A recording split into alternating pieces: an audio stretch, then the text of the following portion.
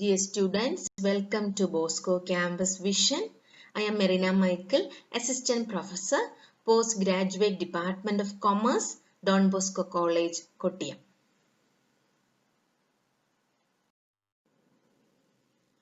This is the 10th lecture of Principles of Taxation for Semester 1, BCom Commerce Tax Procedure and Practice students.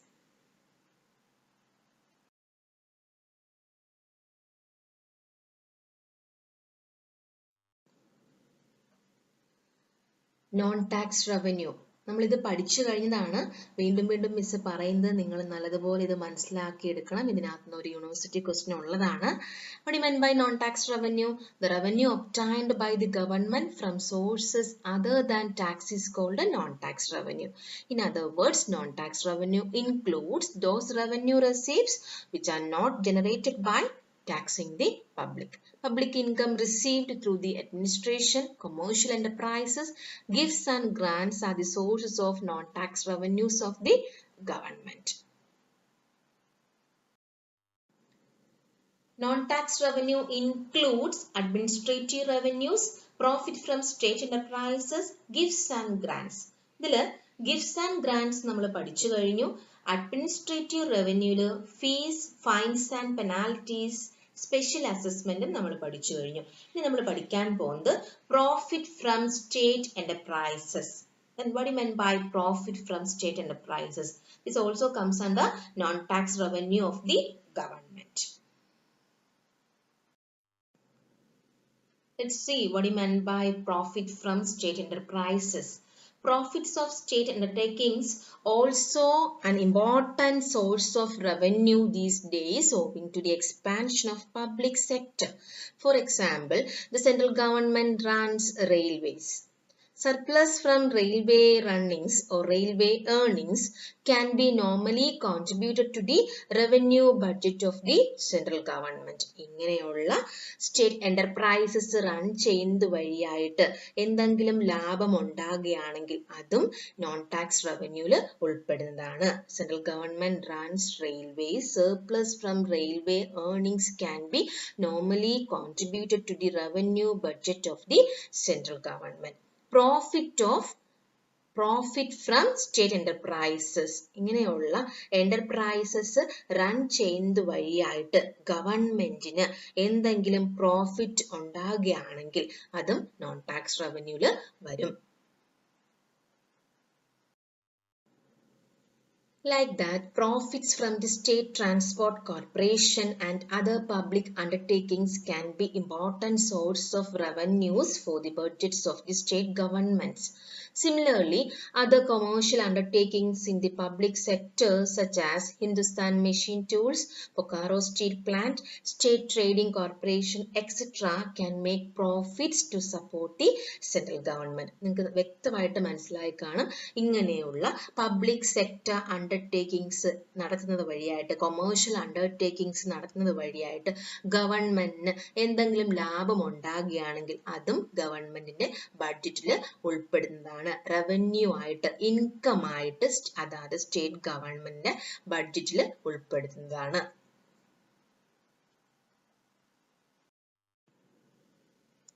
Surplus of public enterprises. Profit from state enterprises പോലെ തന്നെയാണ് surpluses of public enterprises. Most countries have government departments and public sector enterprises involved in commercial activities.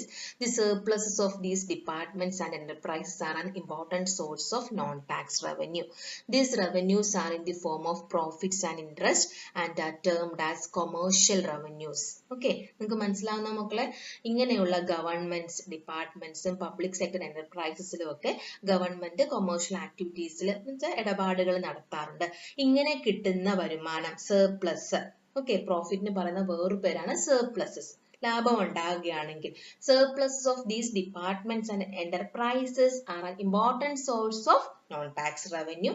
These revenues are in the form of profit and interest and are termed as commercial revenues. Commercial സ്ഥാപനങ്ങൾ commercial activities നിന്ന് ലഭിക്കുന്ന income ആയതുകൊണ്ട് ഇതിനെ നമ്മൾ എന്തുകൂടെ പറയാം? commercial revenues എന്ന് പറയാം. Borrowings. When government revenue is not sufficient to meet the public expenditure, government borrows either from internal or external sources. It is also an income of the government, which creates liability because the government has to repay the borrowings with the interest.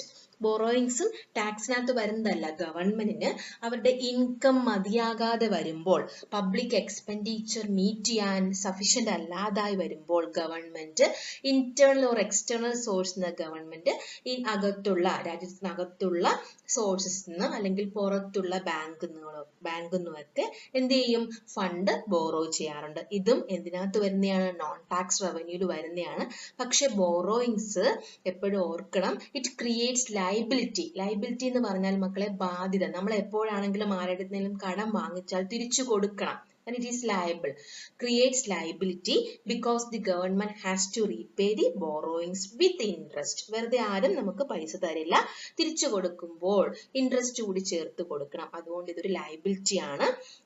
എല്ലാ ഗവൺമെന്റുകളും തന്നെ borrowings നടത്താറുണ്ട്.